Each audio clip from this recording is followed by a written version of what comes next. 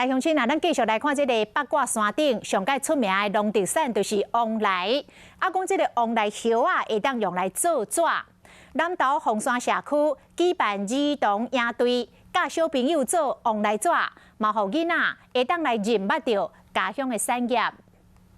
唔知咧乡亲敢要相信讲，这张纸是用王梨叶仔做的，配合南投大基金的计划，凤山社区特别为社区内囡仔开设儿童营队，这摆就教囡仔做王梨纸，并且发挥创意做成卡片，互大家参加真欢喜。这个纸跟一般纸不同，是因为它里面多出了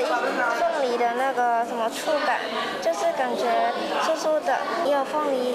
叶子的香味。老师用在地王梨来做变化，唔然后王梨有新的表现方式，嘛互囡仔了解到环保的重要。结合一些剪瓷的叶片啊，把它压干之后做成是很精致的小卡片。王梨是八卦山上出名的农特产，这囡仔逐天拢生活伫王梨田的边啊，所以讲透过这摆课程，嘛互囡仔深入了解故乡的特色。